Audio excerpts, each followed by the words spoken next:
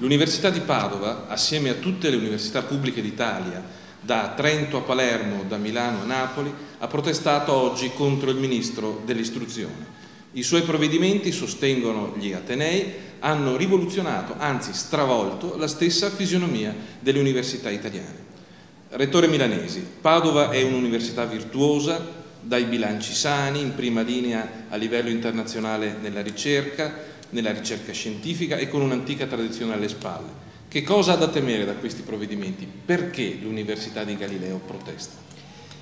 Il problema grosso che abbiamo di fronte oggi è quello di garantire ai giovani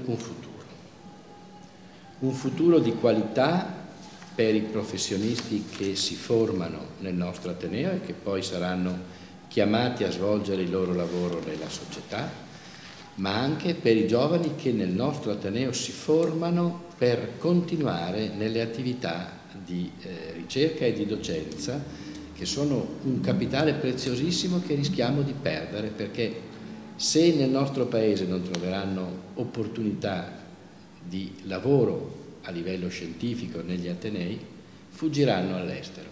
E questo è un impoverimento del sistema Paese che non ci possiamo permettere. Rettore, la legge 133 indica alle università un bivio: restare pubbliche e presumibilmente con pochi soldi, assediati da studenti che cercano basse tasse di iscrizione, oppure trasformarsi in fondazione e i soldi andarseli a cercare, ma avere anche in cambio la possibilità di una maggiore libertà nell'assunzione dei docenti e una maggiore qualità dell'offerta formativa. Ma è così scandaloso parlare di privatizzazione dell'università? In fondo anche Harvard lo è. Io credo che dobbiamo affrontare questo tema liberi da pregiudiziali di carattere ideologico, ma avendo chiari alcuni principi. La dichiarazione dei ministri europei dell'istruzione, firmata anche da Letizia Moratti, che era allora nostro ministro, nel 2003 a Berlino, ci ricorda che nella tradizione europea l'università è, cito testualmente, a public good and a public responsibility, cioè un bene pubblico e una responsabilità pubblica.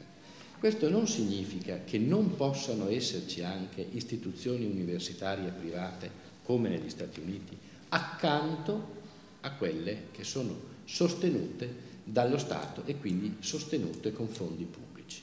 Non si tratta di rendere impossibile la crescita di università, la nascita e la crescita di università anche sostenute da privati.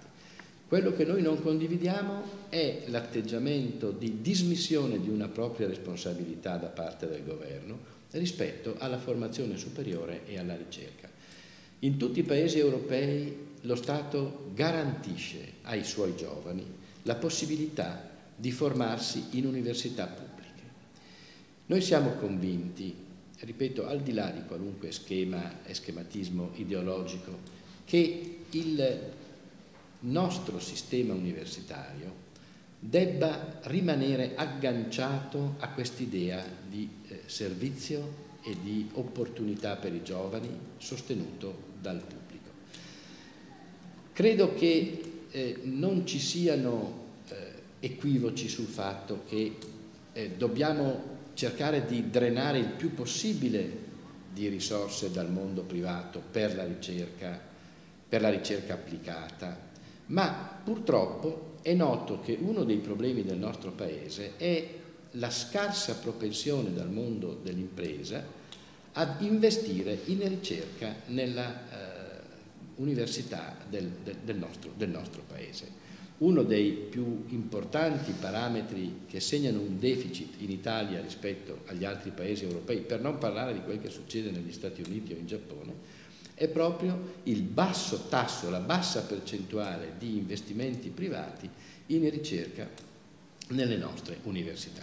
Partendo da questo dato, non è certo una legge malfatta come quella che è stata approvata, tra l'altro, perché tecnicamente è malfatta, non è certo una legge che risolve il problema. Dobbiamo invece lavorare per un cambiamento di mentalità, per far crescere fiducia da parte del mondo imprenditoriale nelle università e nel far sempre più riconoscere da parte delle università la necessità di aprirsi agli investimenti privati, ma senza snaturare l'idea che è al fondo della nostra cultura, cioè di un sistema delle università pubbliche di qualità ed efficiente.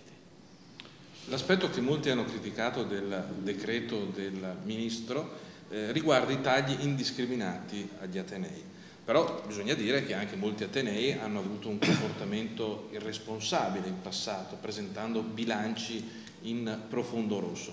Forse bisognava pensarci prima, dall'una e dall'altra parte, non crede? Assolutamente d'accordo con questa sua preoccupazione.